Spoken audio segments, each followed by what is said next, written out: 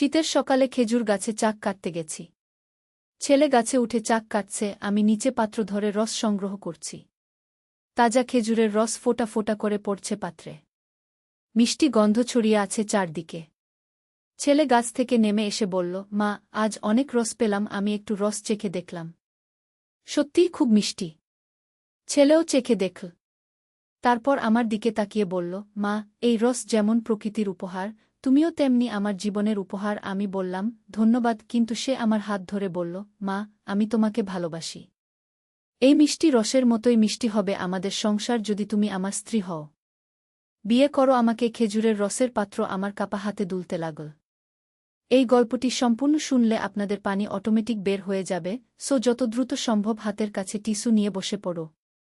বিছানার চাদর যেন নষ্ট না হয় সেটা সম্পূর্ণ খেয়াল রাখার অনুরোধ জানিয়ে গল্পটি এখন শুরু করব। তার আগে সর্বশেষ অনুরোধ, দয়া করে এমন পানি বের করার গল্প নিয়মিত শুনতে আমাদের চ্যানেলটি সকলেই সাবস্ক্রাইব করুন। ধন্যবাদ। হ্যালো বন্ধুরা, আমার নাম রুমানা খান। আমার বয়স ৪৩ বছর। আমার স্বামীর নাম জাহিদ খান, বয়স ৪৬ বছর। আমাদের ২ সন্তান, রাকিব আর শামিমা। রাকিব ২০ বছর বয়সী, বিশ্ববিদ্যালয়ে পড়ে। শামিমা ১৩ বছর বয়সী, স্কুলে যায়। আমার এই গল্পটা শুরু হয়েছিল সেই দিন থেকে, যেদিন রাকিব আমাকে সেই অদ্ভুত কথাগুলো বলেছিল। আমি ভেবেছিলাম হয়তো আবেগের বশে বলেছে। কিন্তু না, তার পরের দিনগুলোতে আমি বুঝলাম যে রাকিবের মধ্যে কিছু একটা পরিবর্তন হয়েছে। সে আমার দিকে এমনভাবে তাকায় যেটা একজন ছেলের তার মায়ের দিকে তাকানো উচিত নয়। প্রথম দিকে আমি ভাবলাম এটা হয়তো কৈশোরের স্বাভাবিক পরিবর্তন। কিন্তু দিন যেতে লাগল আর রাকিবের আচরণ আরও অদ্ভুত হতে লাগল। সে আমার সাথে একা থাকার চেষ্টা করে, আমার কাছাকাছি বসে, আমার হাত স্পর্শ করার চেষ্টা করে। আমি তাকে বোঝানোর চেষ্টা করলাম, কিন্তু সে শুনতে চায় না।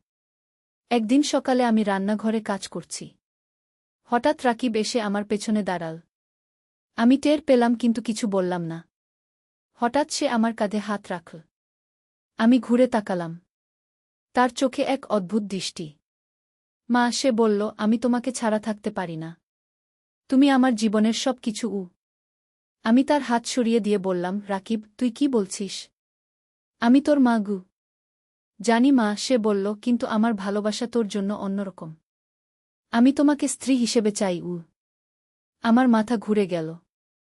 এটা কি শুনছি আমি? আমার নিজের ছেলে আমাকে এমন কথা বলছে।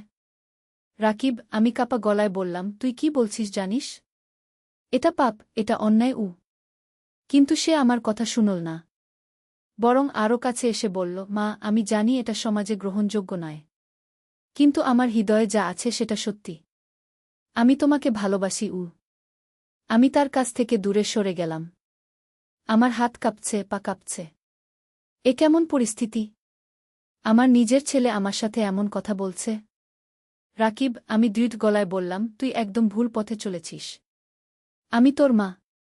এই সম্পর্ক পবিত্র। তুই এটাকে নষ্ট করার চেষ্টা করিস না আগে। কিন্তু রাকিব হাল ছাড়ল না। দিনের পর দিন সে আমার পেছনে লেগে থাকল। আমি যেদিকেই যাই সে সেদিকেই আসে। আমি যখন গোসল করি সে বাথরুমের দরজায় কান লাগিয়ে রাখে। আমি যখন কাপড় বদলাই সে জানালার ফাঁক দিয়ে দেখার চেষ্টা করে। আমার মানসিক অবস্থা খারাপ হতে লাগল। আমি আমার স্বামী জাহিদের কাছে কিছু বলতে পারছি না। কারণ এটা বললে সংসারে ভয়াবহ বিপদ হবে। জাহিদ হয়তো রাকিবকে মেরেই ফেলবে। অথবা রাকিবকে ঘর থেকে তাড়িয়ে দেবে। একদিন আমি একা বাসায়। জাহিদ অফিসে, শামিমা স্কুলে। রাকিব বিশ্ববিদ্যালয়ে যাওয়ার কথা ছিল কিন্তু যায়নি। আমি বিকেলে আমার রুমে বিশ্রাম নিচ্ছি। হঠাৎ দরজার শব্দ। আমি উঠে দেখি রাকিব রুমে ঢুকেছে। রাকিব, আমি বললাম, তুই এখানে কেন? ক্লাস নেই? মা, সে বলল, আজ আমাদের কথা বলতে হবে। আমি আর পারছি না গিয়ে। আমি বুঝলাম আজ বিপদ। আমি উঠে দাঁড়ালাম। কিন্তু রাকিব দরজার সামনে দাঁড়িয়ে গেল। রাকিব, আমি বললাম, তুই দরজা ছেড়ে দে। আমি বেরোবো। না মা, সে বলল, আজ তুমি আমার কথা শুনবেই। আমি তোমাকে ভালোবাসি। আমি তোমাকে চাই। আমার গলা শুকিয়ে গেল। আমি কি করব? চিৎকার করব? কিন্তু কেউ তো নেই শোনার মতো। রাকিব, আমি শান্ত গলায় বললাম, তুই যা ভাবছিস সেটা ভুল। আমি তোর মা। এই সম্পর্ক পবিত্র। তুই এটাকে নষ্ট করিস না গে। কিন্তু রাকিব আমার দিকে এগিয়ে আসল। তার চোখে এক অদ্ভুত আগুন জ্বলছে। আমি পিছিয়ে গেলাম। আমার পিঠ দেয়ালে লাগল। মা, সে বলল, আমি তোমাকে ছাড়া বাঁচতে পারব না। তুমি আমার হয়ে যাও। আমি তার দিকে তাকিয়ে হঠাৎ একটা কিছু দেখলাম। তার চোখে কোনো পাগলামি নেই, বরং সেখানে একটা গভীর দুঃখ আছে, একটা হতাশা আছে। আমি বুঝলাম রাকিব কোনো খারাপ কিছু করতে চায় না। সে শুধু বিভ্রান্ত। রাকিব, আমি নরম গলায় বললাম, তুই আমার কাছে এসো। সে এগিয়ে এল। আমি তার মাথায় হাত রেখে বললাম, বাছা, তুই আমার ছেলে, আমার প্রিয় সন্তান। কিন্তু তোর যে ভালোবাসার কথা বলছিস সেটা ভুল। এটা প্রকৃতির নিয়মের বিপরীত। রাকিবের চোখে পানি এসে গেল। সে বলল, মা, আমি বুঝি এটা ভুল, কিন্তু আমার মন এটা মানতে চায় না। আমি কি করব? আমি তাকে বুকে জড়িয়ে ধরলাম। তার কান্নার শব্দ শুনে আমারও কান্না এসে গেল। আমার ছেলে মানসিক সমস্যায় ভুগছে। আমি তাকে সাহায্য করতে হবে। রাকিব, আমি বললাম, তুই একটা ভুল ভাবনার মধ্যে আছিস। এটা মানসিক সমস্যা। আমরা একজন ডাক্তারের কাছে যাব। রাকিব মাথা নাড়ল। সে বলল, মা, আমি চেষ্টা করব এই ভাবনা থেকে বেরিয়ে আসতে। আমি স্বস্তির শ্বাস ফেললাম। কিন্তু আমি জানি এটা এত সহজ নয়। রাকিবের মানসিক চিকিৎসা দরকার। পরের দিন আমি গোপনে একজন মনোবিজ্ঞানীর সাথে যোগাযোগ করলাম। তিনি বললেন, এটা একটা মানসিক বিকৃতি যার নাম এডেপাস কমপ্লেক্স। কিছু ছেলেমেয়ের মধ্যে এটা দেখা যায়, কিন্তু চিকিৎসা করলে সেরে যায়। আমি রাকিবকে বোঝালাম। প্রথমে সে রাজি হল না, কিন্তু পরে রাজি হল। আমরা গোপনে চিকিৎসা শুরু করলাম। প্রায় 6 মাস চিকিৎসা চল। ডাক্তার রাকিবের সাথে অনেক কাউন্সেলিং করলেন। আমার সাথেও কথা বললেন। ধীরে ধীরে রাকিবের অবস্থার উন্নতি হতে লাগল। সে আমার দিকে এখন আর সেভাবে তাকায় না। স্বাভাবিক ছেলে হিসেবে আচরণ করে। আমার সাথে মাছেলের সম্পর্ক। কিন্তু এর মধ্যেই আরেকটা সমস্যা দেখা দিল। আমি লক্ষ্য করলাম জাহিদ আমার আচরণে কোনো পরিবর্তন টের পেয়েছে। সে আমাকে জিজ্ঞাসা করল, কি হয়েছে? আমি বললাম, কিছুই না। কিন্তু জাহিদ সন্দেহ করতে লাগল। একদিন সে আমাকে পেছন থেকে অনুসরণ করল। দেখল আমি একজন ডাক্তারের কাছে যাচ্ছি। সে ভাবল আমার কোনো অসুখ আছে যেটা আমি তাকে বলছি না। সেদিন সন্ধ্যায় জাহিদ আমাকে জিজ্ঞাসা করল, রুমানা, তুমি কোনো সমস্যায় আছো? আমি দেখলাম তুমি ডাক্তারের কাছে গিয়েছিলে। আমি চুপ থাকলাম। কি বলবো? সত্যি বললে সংসারে ঝড় উঠবে, আর মিথ্যা বলতেও পারছি না। জাহিদ বলল, রুমানা, তুমি আমাকে বলো, কি সমস্যা? আমি তো তোমার স্বামী। আমার কাছে লুকোনোর কি আছে? আমি অনেক ভেবেচিন্তে সিদ্ধান্ত নিলাম যে জাহিদকে সব বলবো, কিন্তু খুব সাবধানে বলবো, যেন সে রাগ না করে। জাহিদ, আমি বললাম, আমাদের রাকিবের একটা মানসিক সমস্যা হয়েছিল। আমি তার চিকিৎসা করাচ্ছিলাম। কি সমস্যা? জাহিদ জিজ্ঞাসা করল। আমি সব কিছু বললাম। রাকিবের অদ্ভুত আচরণ, তার প্রেমের কথা, সবকিছু। জাহিদ প্রথমে স্তব্ধ হয়ে গেল। তারপর প্রচণ্ড রেগে গেল। কি বলছো তুমি? সে চিৎকার করে বলল, আমার ছেলে তোমাকে এমন কথা বলেছে? আমি তাকে শান্ত করার চেষ্টা করলাম। জাহিদ, তুমি রাগ করো না। রাকিব মানসিক সমস্যায় ভুগছিল। এটা তার দোষ না। এখন সে সেরে গেছে। কিন্তু জাহিদ শুনল না। সে রাকিবকে ডাকল। রাকিব এসে দাঁড়াল। জাহিদ তাকে এক চড় মারল। তুই কি করেছিস? জাহিদ চিৎকার করে বলল, তোর নিজের মায়ের সাথে এমন আচরণ করেছিস? রাকিব কিছু বলল না, শুধু মাথা নিচু করে দাঁড়িয়ে থাকল। আমি জাহিদকে থামানোর চেষ্টা করলাম, কিন্তু পারলাম না। জাহিদ রাকিবকে আরও অনেক কথা বলল। তারপর বলল, তুই এই ঘর থেকে চলে যা। আমি তোকে আর এই ঘরে রাখব না। আমি কান্না করে ফেললাম। আমি জাহিদকে অনুরোধ করলাম, জাহিদ, প্লিজ রাকিবকে ক্ষমা করো। সে অসুস্থ ছিল। এখন সে সেরে গেছে। কিন্তু জাহিদ শুনল না। সে রাকিবকে ঘর থেকে বের করে দিল। রাকিব কোথায় গেল আমি জানি না। সেই রাত থেকে আমি প্রতিদিন কাঁদি। আমার ছেলে কোথায় আছে জানি না। কি খাচ্ছে, কোথায় থাকছে জানি না। আমি জাহিদকে অনুরোধ করেছি রাকিবকে ঘরে ফিরিয়ে আনতে, কিন্তু সে রাজি হয় না। একদিন আমি গোপনে রাকিবের খোঁজ নিলাম। জানতে পারলাম সে তার এক বন্ধুর সাথে থাকছে। আমি সেখানে গেলাম। রাকিবকে দেখলাম খুবই খারাপ অবস্থায়। সে ভালো খেতে পারছে না, ঠিকমতো পড়াশোনা করতে পারছে না। আমি তাকে ঘরে ফিরে আসতে বললাম। কিন্তু সে বলল, মা, আব্বা আমাকে ক্ষমা করবেন না। আমি যা করেছি সেটা ক্ষমার অযোগ্য। আমি তাকে বোঝানোর চেষ্টা করলাম যে সে অসুস্থ ছিল। এটা তার দোষ না। কিন্তু সে শুনল না। আমি ঘরে ফিরে এসে জাহিদকে রাকিবের অবস্থার কথা বললাম। কিন্তু জাহিদ বলল, তার যা হওয়ার হোক। আমি তাকে ক্ষমা করব না। এভাবে আরও কিছুদিন কাটল। একদিন আমি একটা খবর পেলাম যেটা শুনে আমার মাথা ঘুরে গেল। রাকিব আত্মহত্যার চেষ্টা করেছে। তাকে হাসপাতালে ভর্তি করা হয়েছে। আমি দৌড়ে হাসপাতালে গেলাম। দেখলাম রাকিব বিছানায় শুয়ে আছে।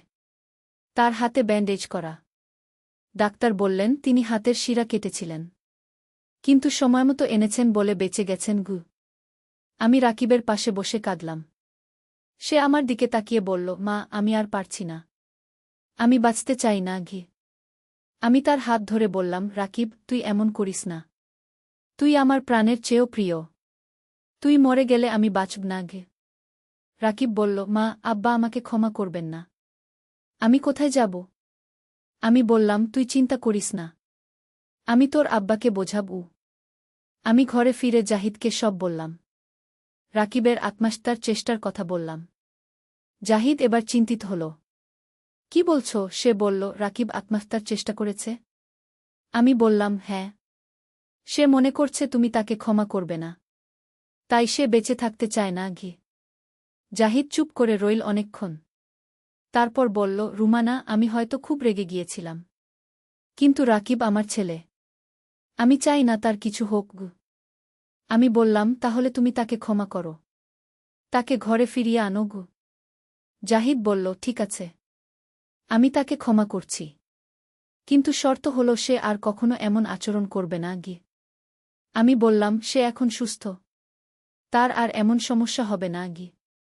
পরের দিন আমরা দুজনে হাসপাতালে গেলাম। রাকিবকে দেখে জাহিদের চোখে পানি এসে গেল। সে রাকিবের কপালে হাত রেখে বলল, বাছা, তুই কেন এমন করলি? আমি তোকে ক্ষমা করে দিয়েছি। রাকিব কান্না করে ফেল। সে বলল, আব্বা, আমি খুবই দুঃখিত। আমি আর কখনো এমন করব না। জাহিদ তাকে জড়িয়ে ধরল। আমিও তাদের দুজনকে জড়িয়ে ধরলাম। আমাদের পরিবার আবার একসাথে হল। এরপর রাকিব সুস্থ হয়ে ঘরে ফিরে এল। সে এখন স্বাভাবিক জীবনযাত্রা করছে। পড়াশোনা করছে, বন্ধুবান্ধবের সাথে আড্ডা দেয়, সিনেমা দেখে। আমার সাথে তার সম্পর্ক এখন মাছেলের মতোই। কিন্তু এই পুরো ঘটনাটা আমাদের পরিবারে একটা গভীর প্রভাব ফেলেছে। আমি এখনও মাঝে মাঝে ভাবি যে আমি কি ঠিক কাজটা করেছিলাম। আমার কি জাহিদকে সব বলা উচিত হয়েছিল? কিন্তু আমি এটাও জানি যে গোপন করে রাখলে সমস্যাটা আরও বড় হতো। রাকিবের মানসিক চিকিৎসা দরকার ছিল। আর সেটা একা আমার পক্ষে করা সম্ভব ছিল না। এখন আমাদের জীবন অনেকটাই স্বাভাবিক। রাকিব তার পড়াশোনায় মনোযোগ দিয়েছে। সে একটা মেয়ের সাথে বন্ধুত্ব করেছে যার নাম তানিয়া। তানিয়া খুবই ভালো মেয়ে। তাদের সম্পর্কটা ধীরে ধীরে প্রেমের দিকে এগোচ্ছে। আমি খুশি যে রাকিব এখন স্বাভাবিক জীবন কাটাচ্ছে। কিন্তু একদিন এমন একটা ঘটনা ঘটল যেটা আমাদের সবার জীবনকে আবার উল্টে দিল। সেদিন আমি বাজার থেকে ফিরছিলাম। দুপুরবেলা। হঠাৎ দেখি রাস্তায় একটা দুর্ঘটনা হয়েছে। একটা ট্রাক একটা রিকশাকে ধাক্কা দিয়েছে। রিকশায় একজন বৃদ্ধ মানুষ ছিল। সে খুবই আহত। আমি কাছে গিয়ে দেখি বৃদ্ধটি অজ্ঞান। তার মাথা থেকে রক্ত বের হচ্ছে। আশেপাশের মানুষরা তাকে হাসপাতালে নিয়ে যাওয়ার জন্য রিকশা খুঁজছে। আমি আমার মোবাইল দিয়ে অ্যাম্বুলেন্স ডাকলাম। অ্যাম্বুলেন্স আসতে দেরি হচ্ছিল। বৃদ্ধটির অবস্থা খারাপ হতে লাগল। আমি তার মাথাটা আমার কোলে নিয়ে নিলাম। তার কপালে হাত বুলিয়ে দিলাম। তিনি চোখ খুলে আমার দিকে তাকালেন। মা, তিনি দুর্বল গলায় বললেন, আমাকে সাহায্য করো। আমি বললাম, আপনি চিন্তা করবেন না। আমি আপনাকে হাসপাতালে নিয়ে যাচ্ছি। তিনি আমার হাত শক্ত করে ধরলেন। বললেন, মা, আমার একটা কথা আছে। আমি হয়তো বাঁচব না। তুমি আমার কথা শুনো।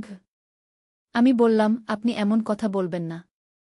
আপনি ভালো হয়ে যাবেন গু। কিন্তু তিনি বললেন, না মা, আমি জানি আমার শেষ সময়। তুমি আমার কথা শুনো। আমার বাড়িতে একটা গোপন কক্ষ আছে। সেখানে অনেক সোনার অলংকার লুকানো আছে। আমার কোনো উত্তরাধিকারী নেই। তুমি যেহেতু আমাকে সাহায্য করেছ, সেই সোনা তোমার গু। আমি বললাম, আপনি এমন কথা বলছেন কেন? আপনি ভালো হয়ে যাবেন গু। কিন্তু তিনি আমার হাতে একটা চাবি দিলেন। বললেন, এটা আমার বাড়ির চাবি। বাড়ির ঠিকানা হল পুরান ঢাকার ইসলামপুরে, নম্বর ১৯২। রান্নাঘরের মেঝের নিচে একটা গোপন কক্ষ আছে। সেখানেই সব সোনা গি। এর মধ্যে অ্যাম্বুলেন্স এসে গেল। আমরা বৃদ্ধটিকে হাসপাতালে নিয়ে গেলাম। কিন্তু পৌঁছানোর আগেই তিনি মারা গেলেন। আমি খুবই দুঃখিত হলাম। একজন অপরিচিত মানুষের মৃত্যু দেখে আমার খারাপ লাগল। কিন্তু তার চেয়েও বেশি ভাবছিলাম তার শেষ কথাগুলো নিয়ে।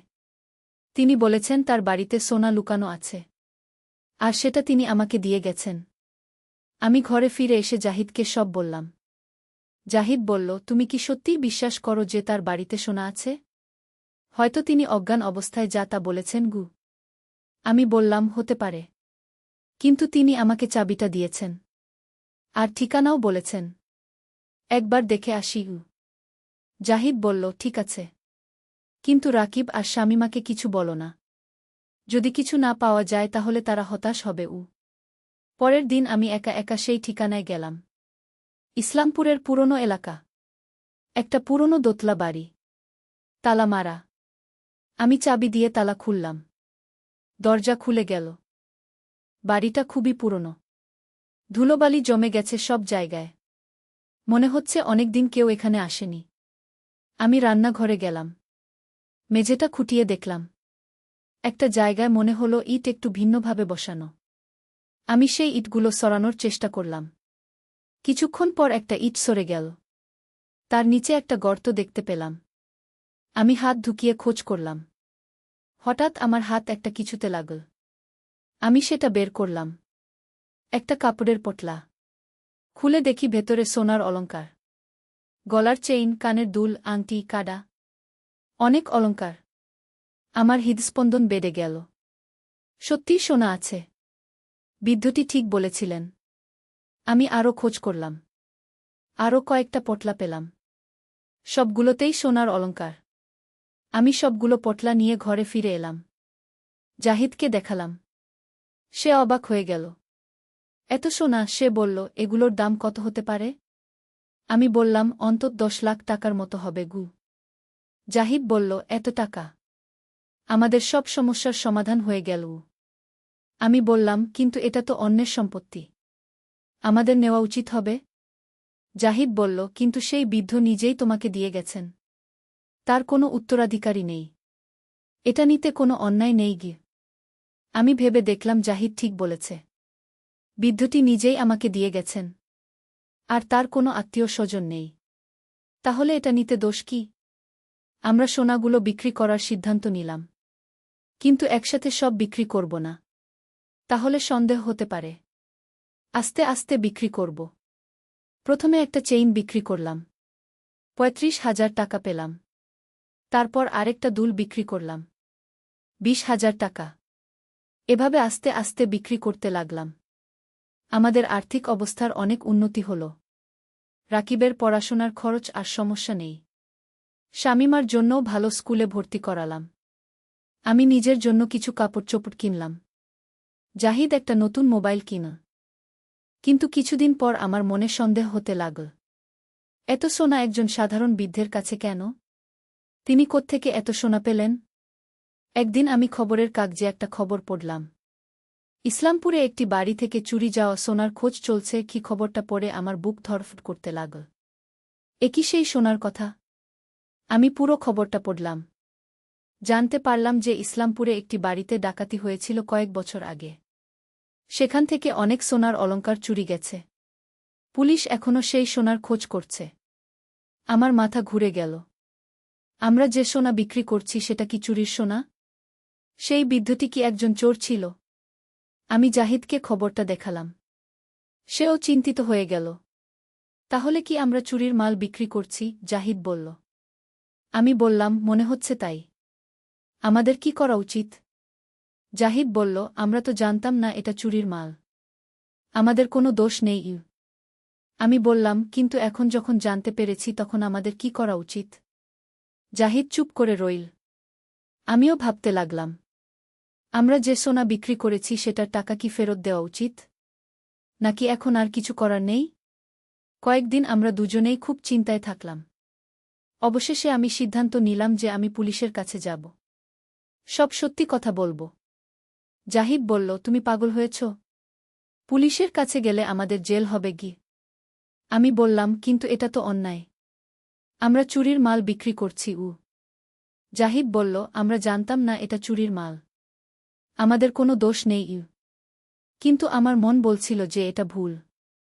আমি সিদ্ধান্ত নিলাম পুলিশের কাছে যাওয়ার। পরের দিন আমি থানায় গেলাম। একজন অফিসারকে সব বললাম। বৃদ্ধের দুর্ঘটনার কথা, সোনা পাওয়ার কথা, সব। অফিসার আমার কথা মনোযোগ দিয়ে শুনলেন। তারপর বললেন, আপনি ভালো কাজ করেছেন এসে সব বলে। আমরা এই কেসটা দেখব। তিনি আমাকে বললেন যে বাকি সোনাগুলো জমা দিতে হবে। যেগুলো আমরা বিক্রি করেছি সেগুলোর টাকাও ফেরত দিতে হবে। আমি সব সোনা আর টাকা পুলিশের কাছে জমা দিলাম। পুলিশ আমাদের বিরুদ্ধে কোনো মামলা করল না। কারণ আমরা নিজেরাই এসে সব বলেছি। কিন্তু আমাদের সব টাকা চলে গেল। আমরা আবার আগের মতো দরিদ্র হয়ে গেলাম। জাহিদ আমার উপর খুব রেগে গেল। তুমি আমাদের ধ্বংস করলে, সে বলল, আমরা এত টাকা পেয়েছিলাম। তুমি সব নষ্ট করে দিলে। আমি বললাম, জাহিদ, এটা তো অন্যের মাল ছিল। আমাদের নেওয়া উচিত হয়নি। কিন্তু জাহিদ শুনল না। সে আমার উপর খুব রেগে থাকল। এর মধ্যে আরেকটা সমস্যা হল। রাকিব আর তানিয়ার মধ্যে বিয়ের কথা উঠেছে। তানিয়ার বাবা মা রাকিবকে পছন্দ করেছে। কিন্তু তারা জানতে চায় রাকিবের পরিবারের আর্থিক অবস্থা কেমন। আমরা আগে যখন টাকা পয়সা ছিল তখন তানিয়ার বাবা মাকে বলেছিলাম যে আমাদের ভালো অবস্থা। কিন্তু এখন আমাদের আবার আগের মতো অবস্থা। রাকিব খুব চিন্তিত। সে বলল, মা, তানিয়ার বাবা মা যদি জানতে পারে আমাদের অবস্থা খারাপ তাহলে বিয়ে দেবে না। আমি বললাম, বাছা, তুমি তানিয়াকে সব সত্যি কথা বলো। যদি সে তোমাকে ভালোবাসে তাহলে টাকা পয়সা দেখবে না। রাকিব তানিয়াকে সব বলল। তানিয়া বলল যে টাকা পয়সা তার কাছে বড় বিষয় নয়। সে রাকিবকে ভালোবাসে। কিন্তু তার বাবা মা রাজি হবে কিনা সেটা নিয়ে চিন্তিত। তানিয়া তার বাবা মাকে বোঝানোর চেষ্টা করল। কিন্তু তারা বলল যে তারা একটা সচ্ছল পরিবারে মেয়ে বিয়ে দিতে চায়। রাকিবের পরিবারের অবস্থা ভালো না হলে বিয়ে দেবে না। রাকিব খুব মন খারাপ করল। তানিয়াও কাঁদতে লাগল। তারা দুজনেই খুব কষ্ট পেল। আমি জাহিদকে বললাম, আমাদের কিছু একটা করতে হবে। আমাদের ছেলের বিয়ে নষ্ট হয়ে যাচ্ছে। জাহিদ বলল, আমরা কি করব? তোমার কারণেই তো আমাদের সব টাকা গেছে। আমি খুব কষ্ট পেলাম। আমি যা করেছি সেটা সঠিক ছিল। কিন্তু তার জন্য আমার পরিবার কষ্ট পাচ্ছে। আমি অনেক চিন্তাভাবনা করে একটা সিদ্ধান্ত নিলাম। আমি চাকরি খোঁজ করব। আমি অনেক দিন আগে একবার একটা কোম্পানিতে কাজ করেছিলাম। হয়তো আবার কাজ পেতে পারি। আমি চাকরির খোঁজ করতে লাগলাম। অনেক জায়গায় দরখাস্ত করলাম। অবশেষে একটা অফিসের রিসেপশনিস্টের কাজ পেলাম। মাসিক 15,000 টাকা বেতন। আমি কাজ শুরু করলাম। সকাল 9টা থেকে বিকেল 5টা। প্রথমে খুব কষ্ট হল। অনেক দিন চাকরি করিনি। কিন্তু আস্তে আস্তে অভ্যস্ত হয়ে গেলাম। আমার চাকরির টাকায় আমাদের অবস্থা একটু ভালো হল। রাকিবের পড়াশোনার খরচ চলতে লাগল। শামিমার স্কুলের ফিসও দিতে পারলাম। কিন্তু তানিয়ার বিয়ের জন্য যে পরিমাণ টাকা দরকার সেটা আমার বেতন দিয়ে সম্ভব নয়। তানিয়ার বাবা মা চায় অন্তত 2 লাখ টাকার বিয়ে হোক। আমাদের সেই সামর্থ্য নেই। একদিন রাকিব খুব মন খারাপ করে বাড়ি ফিরল। জিজ্ঞাসা করলে বলল, তানিয়ার বাবা আরেকটা ছেলে দেখেছে। তারা তানিয়ার সাথে সেই ছেলের বিয়ে দিতে চায়। আমার বুকটা ভেঙে গেল। আমার ছেলের ভালোবাসা নষ্ট হয়ে যাচ্ছে। কিন্তু আমি কিছুই করতে পারছি না। রাকিব বলল, মা, তুমি যদি সেই সোনা ফেরত না দিতে তাহলে আজ আমার বিয়ে হয়ে যেত। আমি তার কথায় খুব কষ্ট পেলাম। কিন্তু আমি জানি আমি যা করেছি সেটা সঠিক ছিল। আমি রাকিবকে বললাম, বাছা, তুমি তানিয়াকে বলো যে আমরা অপেক্ষা করতে পারি। 2-3 বছর পর যখন তোমার চাকরি হবে তখন বিয়ে হবে গু। কিন্তু তানিয়া বলল যে তার বাবা-মা তাকে আর অপেক্ষা করতে দেবে না। তারা শীঘ্রই তার বিয়ে দিয়ে দিতে চায়। এভাবে আমাদের সব পরিকল্পনা ভেঙে গেল। রাকিব আর তানিয়ার বিয়ে হল না। তানিয়াকে অন্য একজনের সাথে বিয়ে দেওয়া হল। রাকিব খুব মন খারাপ করল। কয়েক মাস সে কারো সাথে কথা বলত না। খেতেও চাইত না। আমি খুব চিন্তিত হয়ে গেলাম। কোথায় আবার কোনো মানসিক সমস্যা শুরু হয়। কিন্তু সময় সব কষ্ট ভুলিয়ে দেয়া। ধীরে ধীরে রাকিব স্বাভাবিক হয়ে গেল। সে পড়াশোনায় মনোযোগ দিল। গ্র্যাজুয়েশন শেষ করে চাকরির চেষ্টা করতে লাগল। আর আমি আমার চাকরি করতে লাগলাম। জাহিদ আর আমার উপর সেভাবে রাগ করে না। কিন্তু আমি জানি সে এখনো মনে মনে কষ্ট পায়। সে মনে করে আমার কারণেই আমাদের ভালো দিন নষ্ট হয়েছে। কিন্তু আমি জানি আমি যা করেছি সেটা সঠিক। চুরির মাল রাখা পাপ। সেটা ফেরত দেওয়াই উচিত ছিল। এখন আমাদের জীবন খুবই সাধারণ। আমি অফিসে কাজ করি। জাহিদ তার ব্যবসা করে। রাকিব চাকরির চেষ্টা করছে। শামিমা পড়াশোনা করছে। কিন্তু আমি জানি এই কষ্টের দিনগুলো একদিন শেষ হবে। আমরা আবার ভালো থাকব। সততার পথে চলে হয়তো আপাতত কষ্ট পেতে হচ্ছে। কিন্তু শেষ পর্যন্ত ভালোই হবে। আমি আল্লাহর কাছে প্রার্থনা করি যেন আমার পরিবার ভালো থাকে। যেন রাকিব একটা ভালো চাকরি পায়। যেন শামিমা ভালো ফলাফল করে। যেন জাহিদ সুস্থ থাকে। আর আমি প্রতিদিন নিজেকে বলি যে আমি যা করেছি সেটা ঠিক। সততা আর ন্যায়ের পথে চলাই সঠিক। যদিও এতে কষ্ট হয় তবুও এটাই সঠিক পথ। আমার এই গল্প এখানেই শেষ। একটা সাধারণ পরিবারের একটা অসাধারণ ঘটনা। জীবনে